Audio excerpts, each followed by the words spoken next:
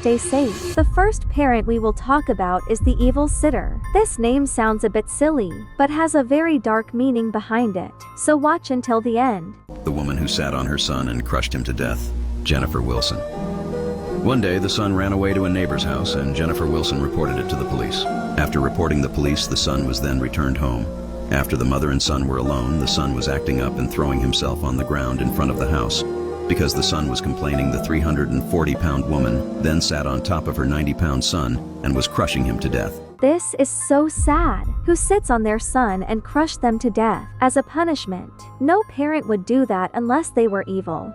The woman apparently thought the son wasn't really dying and she thought he was faking it the whole time, until she got up and noticed that his eyelids were pale. The woman was sitting on her son for at least 5 minutes straight. The son was not breathing and he didn't have a pulse, and was taken to the hospital, but was taken off of life support 2 days later. Before his death, the son said that the mother was abusive and would slap his face, and the mother wasn't his biological mother, it was his foster mother. The whole thing was caught on camera, and all you can hear is the boy screaming in pain. Jennifer Wilson was soon arrested and is only facing up to 6 years in prison. This is very sad comment. Rest in peace for the boy. And watch to the end, because these parents get crazier and crazier. These next parents actually had 13 kids, which is a lot, and the parents saw at least half of the kids, and also chained them inside the house, which is disturbing.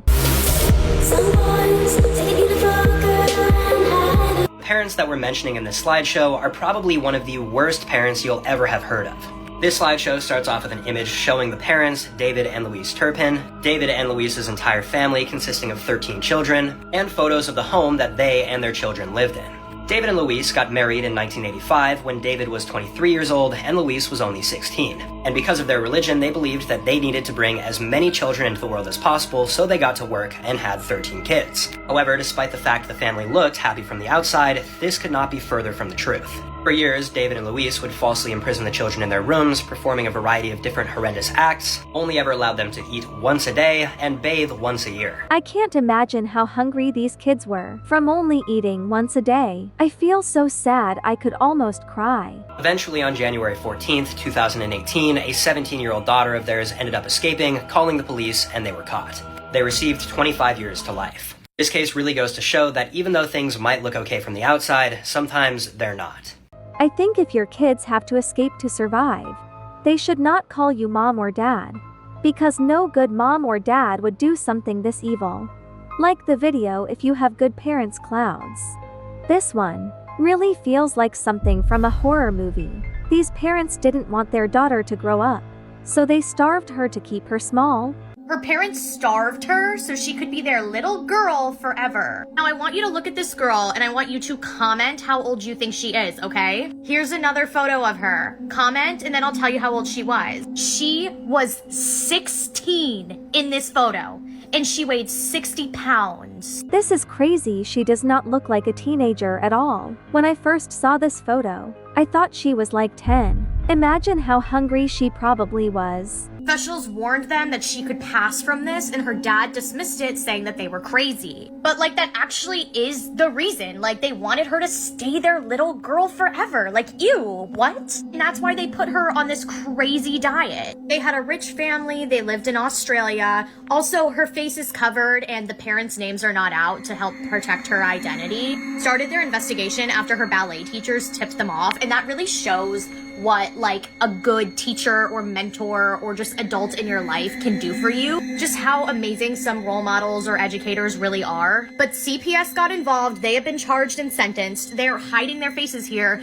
as they should. Who does this to a child? Like, good for them for realizing something was wrong and doing something about it. Because I feel like a lot of the times people are like, oh, like, it's not my kid. The parents can handle it. I hope they rot. And I'm ready to know who they are. I'm ready. This is gonna ruin her for the rest of her life, but I'm glad she's now in a place where she is safe and she is able to begin her recovery, but it's gonna suck and it's gonna be so hard and she's gonna struggle with this forever, all because of these two monsters. The creepiest part of the story is that they actually thought this was okay. No child should have to go through it. I hope this girl can eat all the cake she wants. Now, this next kid was actually on TV and became super famous. However, no one knew that the parents were actually evil. On TV, a parent seemed nice, but at home they were being being abused and worse. Worst Parents Ever, Part 7. This is the case of Ariel Robinson, one of the winners of the Worst Cooks in America. So pictured here we have 30-year-old Ariel Robinson, her husband Jerry, their 2 kids on the far right, as well as their 3 foster children, 3-year-old Victoria and her 2 brothers. So on the morning of January 14th of 2021, Jerry was doing yard work when he claimed to hear Victoria screaming from the kitchen and Ariel spanking her. The supposed reason to beating her was because she was not eating pancakes fast enough. Jerry didn't intervene, and moments later he came in the house and found Victoria's lifeless body, then proceeded to try and revive her with Tylenol and an Epsom salt bath. These parents are actually so insane. Imagine getting beat so hard. You die just because you didn't eat pancakes. Like, girl, all parents know that children are picky. You shouldn't have to beat them. Victoria was already suffering cardiac arrest, and by the time they got her to the hospital, she was no longer alive. Ariel first tried putting the blame on Victoria's older brother, saying he had anger issues and beat her, but then put the blame on Jerry. Still, after all of this, Ariel got life in prison, and Jerry faces 10 to 20. This next one isn't as harmful, but it's still outrageous. These parents canceled their daughter's whole birthday party all because she got bad grades. The worst parents of all time. When this girl was 11, she was a straight A student, and it was her best friend's birthday party coming up, and she was so very excited. Well, report cards came in one day, and turns out she got a B in one of her classes. Well, her parents were pissed. They grounded her on the spot, and they told her that she couldn't go to her best friend's birthday party. She told her best friend's mom what happened. Her best friend's mom knew how tough it was for her at home, because she was constantly being yelled at, belittled, and hit by her parents all the time. Imagine planning your birthday, telling all your friends, and then boom, the party's called off randomly.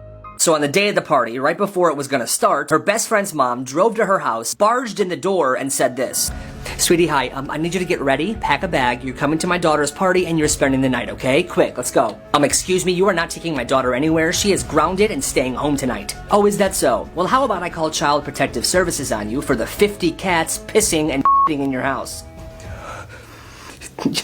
That's what I thought. Have a great night. In the end, this lady ended up calling Child Protective Services, which forced the parents to give up the kid to better new parents that would take care of her. This is good, because maybe the girl will have a good next birthday, but these next stories are insane, so you have to watch until the end. This next story is insane, because this person actually died on a playground swing, which is crazy. Make sure to watch until the end to hear this story. This has to be one of the most tragic incidents involving a child you will ever hear. On May 22nd, 2015, 25-year-old mother Romisha Sims took her 3-year-old son Jaher Dano Lee to the park for some quality time. Once they got there, Romisha placed her son on one of the swings and began pushing him. All was good until Romisha started hearing voices around her and found herself in some sort of trance and was unable to lift Jaher out of the swing. This already sounds scary. What if a monster took control of her? And when she snapped out of it, she found herself pushing her dead 3-year-old son Jair on the swing with police officers surrounding her. It turns out Romisha was a schizophrenic and she forgot to take her medication. And she pushed her son Jair nearly 44 hours on the swing without stopping.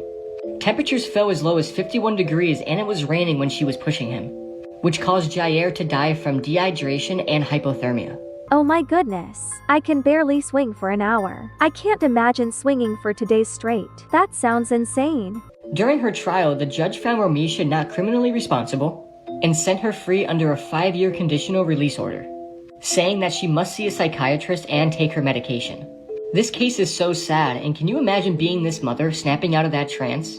She was probably so scared and confused and was wondering what happened to her little boy. I can't believe the lady never got in trouble for causing her child's death. What do you guys think? The next story is probably one of the most terrifying things I have seen in my life. In this story, poor woman was torn into a soup, which is crazy. Don't forget to watch until then. Let's talk about Blank Room Soup. Before we start, can you follow me on Roblox? Thanks. Blank Room Soup is known to be one of the videos of the website called Dark Web. You may see a man eating a soup, but the soup he is eating was his wife. Why? Because the 2 masked guys killed her wife and made her eat soup. You can see the tears on his eyes, and he is crying because his wife is dead, and he is gonna be next. Then, the 2 masked guys patted his back comforting. This sounds so awful and sad. I was actually able to find footage of this incident, so let's watch it.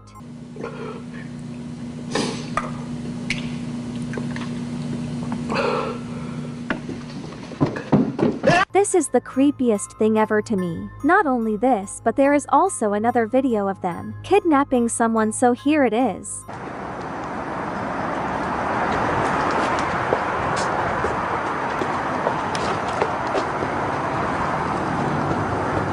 This is so awful, and apparently these people are still on the loose, so make sure to stay away from anyone that looks like this. Elisa Lam incident. Elisa Lam was known for behaving strangely in the elevator. She has strict parents who sometimes wouldn't let her travel alone or without them. But one day, she was thrilled to be able to travel to downtown Los Angeles by herself. She arrived in Los Angeles on January 26, 2013, and checked into the Cecil Hotel on January 28. On January 31, 2013, she disappeared from the hotel. Her parents were worried and tried to contact her, but couldn't reach her. This sounds terrifying. Imagine going missing. My parents would be so scared. They reported her missing, but there was no sign of her for weeks. Meanwhile, guests at the Cecil Hotel started complaining about the water being black and having an unusual taste. The hotel staff investigated, and on February 19, 2013, they found Elisa Lam's body was found floating in the hotel's water tank on the roof. Oh my goodness, this sounds so disgusting. I feel so sad for the poor girl and the people in the hotel, because the whole time they were drinking that girl's body, and they didn't even know it. There were no signs of trauma, and the initial conclusion was an accidental death. However, footage from the hotel elevator showed Elisa acting strangely. She was pressing multiple buttons and seemed disoriented and distressed. It turned out the reason the girl was so scared was because she was being chased. The person that was chasing her probably ended her and put her in a tank, which is so sad. Rest in peace. This last death is the worst thing I have ever heard in my life. You cannot miss this, so watch until the end. Let's talk about Celine Delgado. In the 1990s, a Mexican television channel broadcasted information about missing people. These broadcasts often appearing during commercial breaks, aimed to spread awareness of missing individuals. Each broadcast featured the person's name, age, and date they went missing. One particular broadcast, however, people were shocked. The broadcast of Celine Delgado, a woman who went missing on April 22 in Lavaro Obregón, Mexico City, was allegedly interrupted during a children's television show. Her photo was replaced with an unsettling image. Selene Delgado López, de 18 años, se extravió el 22 de abril en la delegación Álvaro Obregón. Selene Delgado López se ignora su paradero desde el 28 de mayo del año 2000. If I saw this live, I think I would actually poop my pants. That's how scary it is. Delgado López, de 18 años, se extravió el 22 de abril en la delegación Álvaro Obregón. People were shocked because of this. It was interrupted by this man. And thousands of children were horrified. I did some digging on the dark web and found out that this man was actually the one that kidnapped this girl and was the reason that she died, which is so sad. Comment rest in peace. If you made it here, don't forget to like and subscribe by my clouds.